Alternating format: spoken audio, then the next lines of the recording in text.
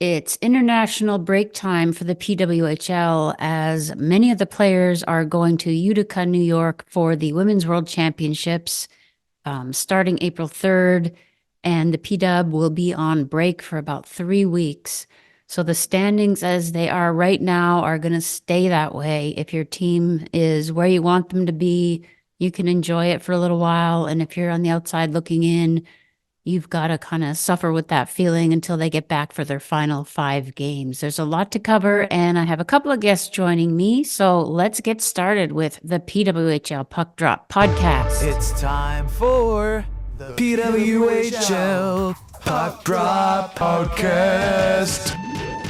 So headline number one is, of course, the Women's World Championships coming up in just a few days. Most players have now taken off for practice with their national teams, and the players that are staying behind have wrapped up the practices with their PW teams and are just on their individual breaks, probably continuing to train and staying in touch with the staff for sure.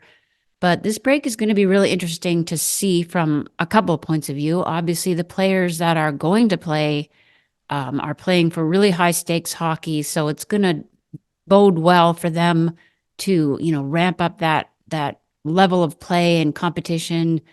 And I expect to see nothing but the best when they get back. And the players that have had the extra practice time might benefit from that as well, or maybe the rest will, cause them to have too much of a layoff. But let's look at the Women's World Championships themselves. So they do start on April 3rd and run to the 14th. And there are 10 teams in the tournament.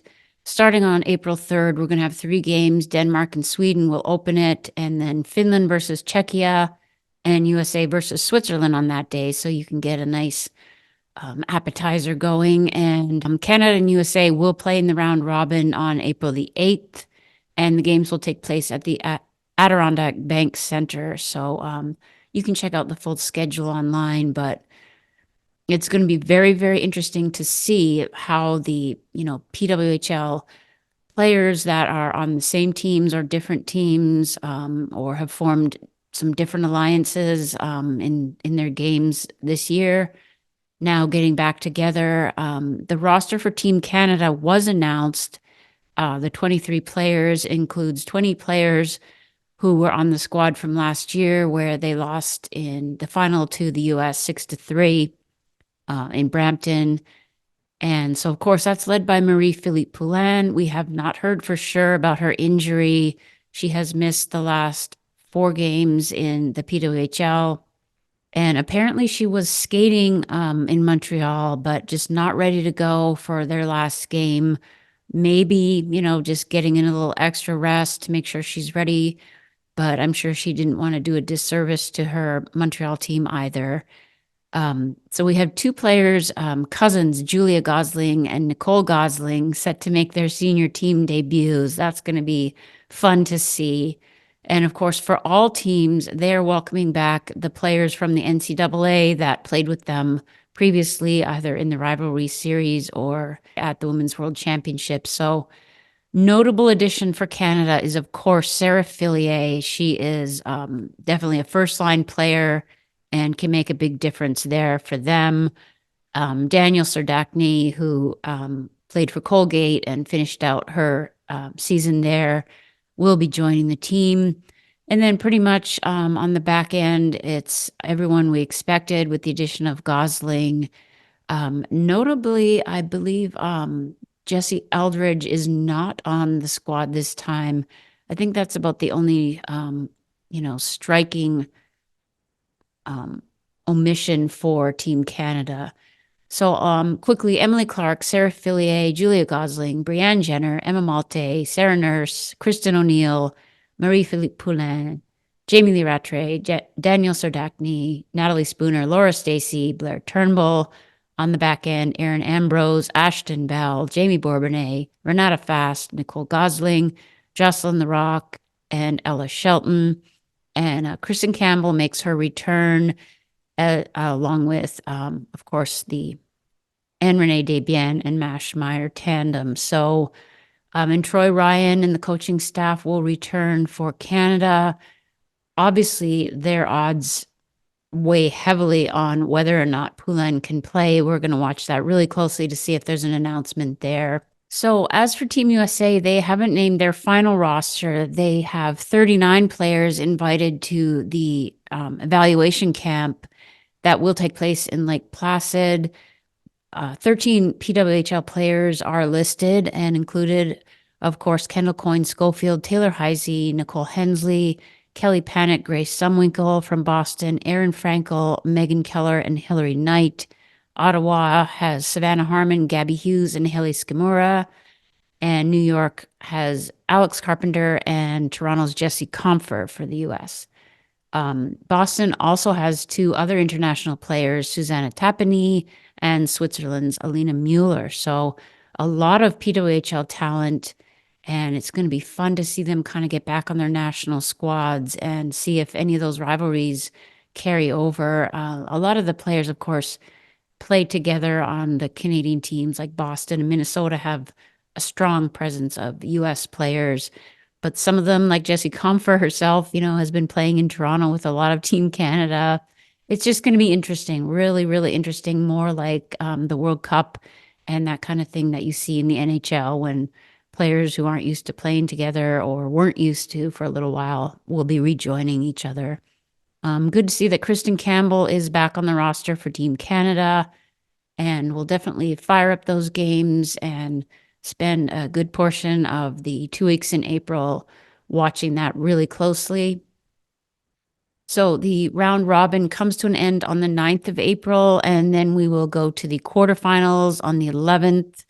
The semifinals will be held on the 13th, and then the gold medal and bronze medal, or first place and third place games, will be on the 14th of April. The Team Czechia is going to be fascinating with Carla McLeod and some of the players that she's now got with her in Ottawa. That'll be just a real storyline to keep tabs on. So the U.S. plays Switzerland on that first day, and then they do play Czechia on Friday, April 5th, and then Finland on the 6th. So the U.S. is benefiting a lot from the players that are now available from the NCAA.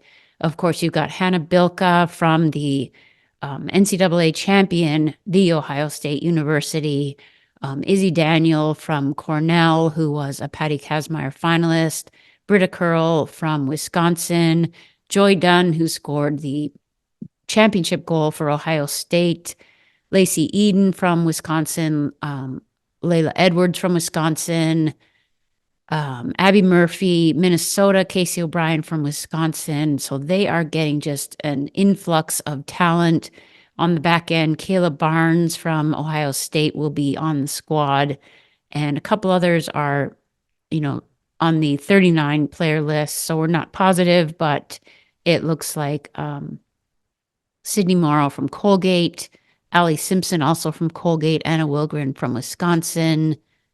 And the goaltenders, I think, will end up being Erin Frankel, Nicole Hensley, and we'll see who's the third goalie. It'll be one of the goalies from the NCAA for sure. So, watch for that this weekend. As I said, Bilka, Carpenter, Curl, Eden, Edwards, Heise, Hughes, Janicki, Knight, Murphy, Panic, and Skimura are returning. On D, we have Barnes, Gilday, Harmon, Harvey, Keller, and Wynn, and the returning goaltenders, of course, Frankel and Hensley. Daniel will be attending the event for the first time. If she makes the team, that'll be her first appearance. So a lot to watch for there. And it's going to be fun to see Susanna Tapani with Team Finland and Alina Mueller with Switzerland. And then, of course, you've got Mrazova, Vanisheva, Lashkova from Montreal is unfortunately still injured. We do have Denisa Krizova, who plays for Minnesota. She'll be on that Czech roster. And I'm forgetting somebody. Aneta Terlova, also from Ottawa. I think she's been named the captain. So Carla McLeod will get back behind the bench and coach those girls. We'll see if they can, make an upset and maybe appear in the semifinals or see if they can go further than they have ever before.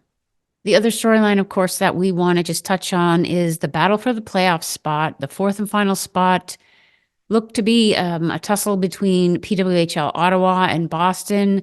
And then on Monday night, we had Boston falling to New York, and that dealt them a pretty severe blow to their, playoff hopes. They've plunged as far as odds to make the playoffs, but that's pretty much a reflection of just their recent games and if trends continue. So right now you've got Toronto, Minnesota, something like 99.9% probability to make the playoffs. Montreal just right behind with 98. And Ottawa has jumped up to a 70% chance with their recent 2 wins, including ending the streak for Toronto. Great performance, and happy to see Daryl Watts get a hat trick. That team's been, feeling a little bit cursed, but definitely deserving better results and starting to show. They did, of course, trade Lexia Gia to Boston for Cheyenne Darkangelo at the deadline. That was an interesting move. We covered that in the last episode, so check that out. So we're going to welcome a guest in to talk about that very playoff battle and that situation coming up right here. So the PWHL is in the international break for the Women's World Championships, and we want to take a look at the tight playoff race, which was really tight for fourth, fifth between Boston and Ottawa. And so here to do that with us, we welcome Kelsea Durham. She's a writer for Inside the Rink and writes mostly about PWHL Boston, and is a Megan Keller super fan. If you've seen her profiles on Twitter and her articles, doing a great job and attending some of the games in Boston. So welcome on in, Kelsea. Thank you. Okay, so the race between Boston and Ottawa was definitely a storyline for the past few weeks. And I know you're looking at it from the Boston side of things. And unfortunately, with the last few games that have been played, Ottawa has found more success. Boston did beat them 2-1 in the shootout at the game in Detroit, but since then it's gone a little south for Boston. What do you have to say about that? It's definitely weird to see because that was an electric game, and I feel like that would have given us more of an energy boost towards the playoff race. But the game with Detroit, we started off great. We had that game in our control. And then the third period came and it kind of all let loose. Detroit got their comeback win, made it 11th winning streak, I believe. And then a game against New York, another winnable game, but took too many penalties, in my opinion. And New York was able to convert on about half of them. So definitely our penalty kill unit and our power play unit has just not been going well for us, as well as chemistry on the ice. Yeah, I'd like to delve into that a little bit more. I mean, you're right. They've been close games, but it's almost like the identity that Ottawa was saddled with, where they're just finding ways to lose almost. So if we pull up their games in March, where they played 7 and they actually had 0 regulation wins, 5 regulation losses, 2 overtime wins, or a shootout and an overtime. Whereas Ottawa had 3 regulation wins, which was huge for them because they haven't been pulling those in, and a regulation loss, and then 2 shootout losses. So yeah, the chemistry, I mean, the special teams, the power play especially is a storyline for Boston. What can you tell us about that?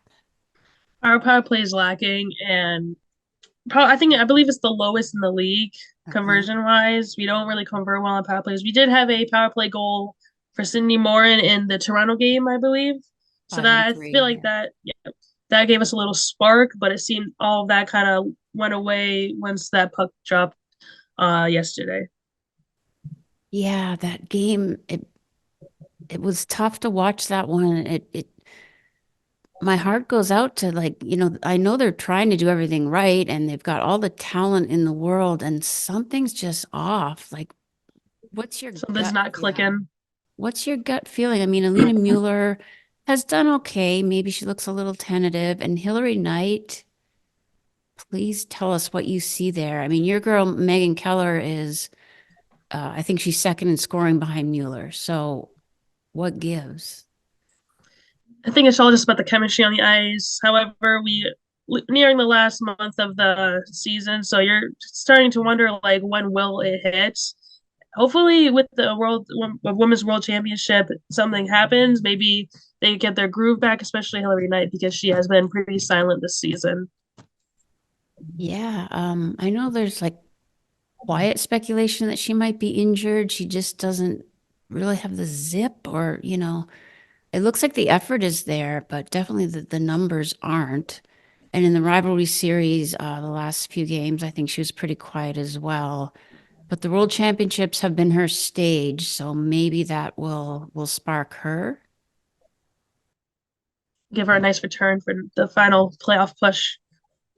Yeah. So, um, also I wanted to just check in with you about the trades. Boston has made two trades this season. They made the first one early on, and I gave it a pretty negative review, giving up on Sophie Jakes more or less. She wasn't performing well, and they got a good player in Susanna Tapani for sure. That trade has been all right, but Jakes has stepped up in Minnesota. What do you think? Yeah, she's definitely doing well in Minnesota. I still think it was too early of a trade to really know the impact that Sophie Jakes would have given Boston. It definitely came out of nowhere. I didn't expect it. But Dominique, she's a good player and she's definitely done some things for Boston. She started off on a good note along with Abby Cook. They've both been pretty quiet recently, but I guess so as most of the team has been.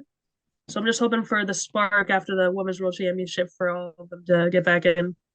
Yeah, and then the injury to Lauren Gable, of course, is, a blow. And then they went ahead and traded for Lexia Gia, which caused a lot of ripples, as you know. I think they won that trade straight up. Dark Angelo has potential, but wasn't really showing all the form that she had in the PHF. So were you happy with that trade? I was definitely happy with that trade. I was expecting a lot more going to Ottawa, Yeah. but little relieved it was just one piece. And I'm really happy to have Gia back on our squad. She's just a great person in general, and she has the talent. And when she arrived, Lauren Gable was the leading goal scorer, I believe, but now she holds that with 5 goals. Oh, okay. Yeah. We'll look at the stats here. If you're watching on the screen, we're looking at the overall team stats for Boston, and it's just so noticeable that Hillary Knight is not even in the top five. But if you want to talk about Megan Keller just a little bit, she's looked like everything promised and more. Just a great, great player. Yeah, she's on fire. I have seen a little bit of speculation that she has been injured, but she still holds, I believe, the most points as a second most points as a defender in the league, behind Ella Shelton. Yes. And, she's known for that. She fires that big shot from the point. She is just a big presence, literally and figuratively. So she has definitely come through. And Jamie Lee Rattray has, I think, been everything that you could expect as well. Yeah, she does great every game. She makes some sort of impact. She's great to have on the team. So their playoff chances went from pretty much tied with Ottawa back at the end of February. They were both at like 45, 46%. And then with these latest games, Boston's chances, statistically, just going with if trends continue. So this is not to say if they turn around and won 3 games and Ottawa lost 3 games, it can change so quickly, as this illustrates. But Boston's at 27 and Ottawa's now at 70% to make the playoffs. Like, are you are you feeling? You got to look at those standings for like 3 weeks now and like, kind of spin your wheels. Definitely not how I wanted to go into the national international break. Definitely some games we definitely needed to win, but don't count us out yet. There's still 5 games left. Anything can happen, really. Yeah, for sure. So, okay, one last question for you. I actually picked Boston to win finish first or win the championship just based on their draft and the amount of talent that they had. Obviously, this is why they play the game on the ice. You got to get out there and do it.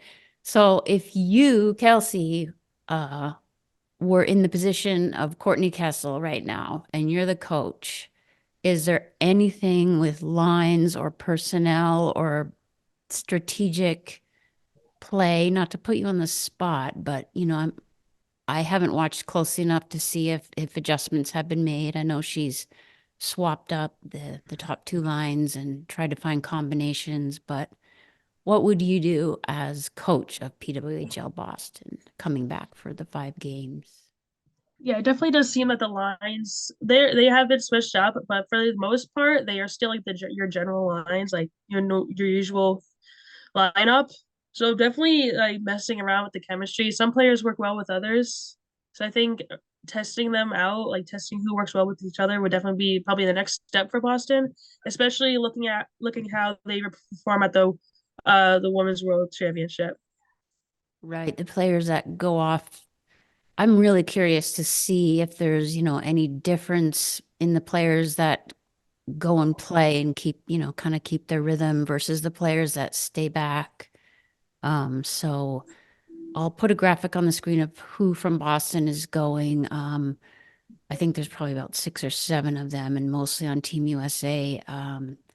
And then the players that are left behind, not left behind, but are maybe taking a short break, obviously staying in shape and practicing, but it'll be interesting to see. And again, coming back to Hillary Knight, my opinion is that I just don't think they can really finish it out unless she has just some better stats and starts to really show up. Definitely, she was our biggest pick, and she's the captain. She needs to lead this team into the playoffs and get that final spot. All right, so we will definitely keep an eye on these last games. It's going to be a sprint, and I think it's going to be really tight. We'll see when the gold plan comes into effect. I'm thinking not until the last couple of games.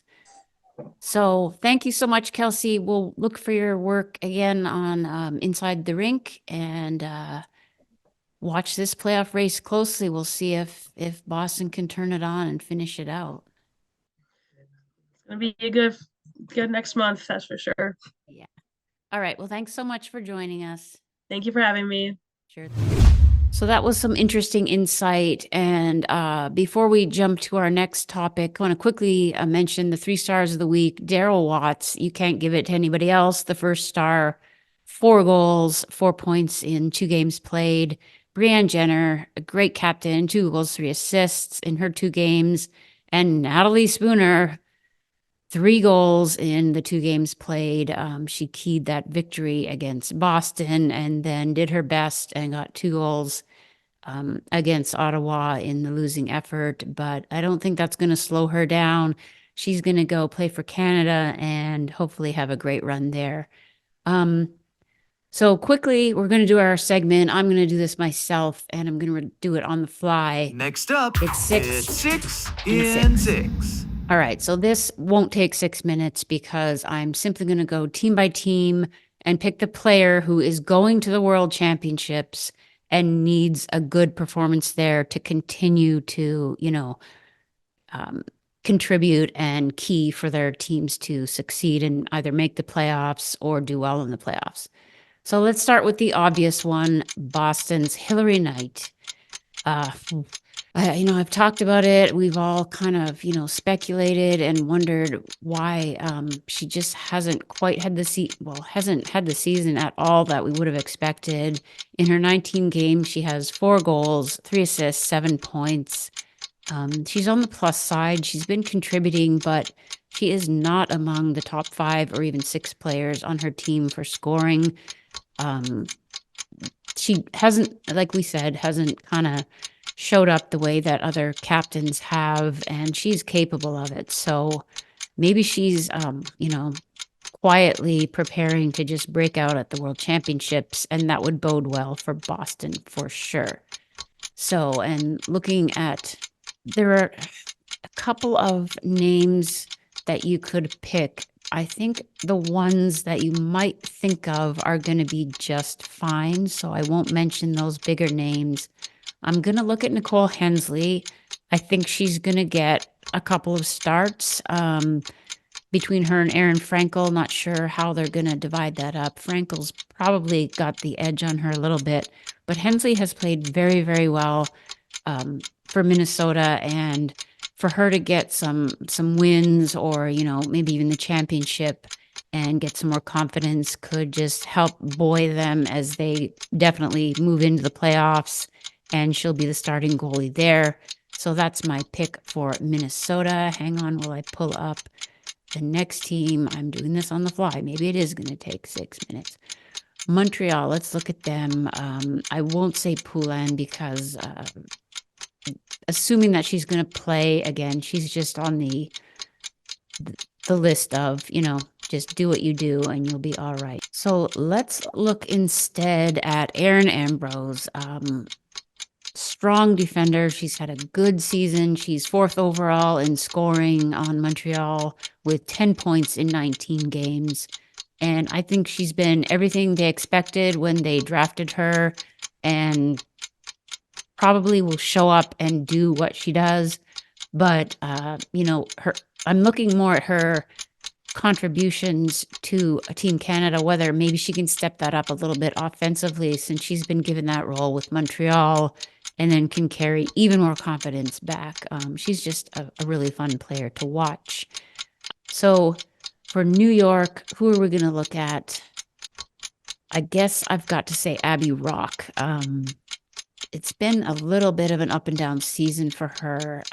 Her plus minus is at -11, even though she is 4th in team scoring with 11 points. And that's definitely where she fits and has performed well that way. But it's been just a little bit rocky with, that dangerous hit and just some rumblings that, I don't know, rumblings about team chemistry. I'll just say that. She's a feisty player. She likes to chirp. She plays really feisty with Team USA. And if she can, just kind of grab that identity and run with it and come back to New York and continue to contribute the way she has, I think that could bode well for them. Whether they're in the gold plan race or not, I don't know. But that's going to be someone that I'm keeping an eye on for sure. Let's jump over to Ottawa. And I'm going to look at Mrazova for Czechia. That'll make up for not picking Venisheva. What a great surprise she's been. Not even a surprise, but what a great player and, point getter she has been for Ottawa. 17 points in 19 games, 4th overall in lead scoring right now. And she will definitely be one of the leaders on Team Czechia. And if she can continue that, and she is a skilled player, so we'll be watching her closely. And she could be key. That line of Mrazova, Jenner, and Watts are just getting warmed up and clicking. Glad to see Watts get that performance. So that's going to be the key for Ottawa. So looking at Toronto, they have a lot of players on Team Canada, and I'm just going to assume that Spooner, Nurse, Malte, Fast on the Rock, Blair Turnbull are going to be just fine. So let's look at that interesting situation with Jessie Compher. She's been kind of a 3rd-line player, playing a lot with Rebecca Leslie, and only has 1 goal. That was at the Battle on Bay Street, 5 points in 19 games. So she is going to be playing against a lot of her teammates, and that's always an interesting situation. She's been a really good player and, a valuable kind of checker and physical presence for Team USA. So it would be really nice to see her rejoin her American teammates and have a good World Championships and bring that back to Toronto, who are sitting solidly in 1st and are eyeing whether they might want to pick Ottawa or Montreal in the playoffs. So that's my 6 and 6. Please let me know your thoughts on this too, like who you're looking forward to seeing in the World Championships, whether you're cheering for USA, Canada, or somebody else entirely. And we're going to have a lot of coverage for you, so stay tuned on that. So that's going to wrap up this episode, and I hope you enjoyed it. There's a lot to look forward to, even though there's a break for a few days before we even get some more hockey. But there will be some great hockey to be seen at the Women's World Championships. So, bookmark this channel or this podcast and join the discussion in the community. Really appreciate everything that you guys have been helping me with. I've had a couple articles posted on the Hockey News Women's section. Really excited to get that started and bring you some more news, promote this great game, and enjoy the PWHL. So we'll see you in the next one. PWHL Puck Drop Podcast.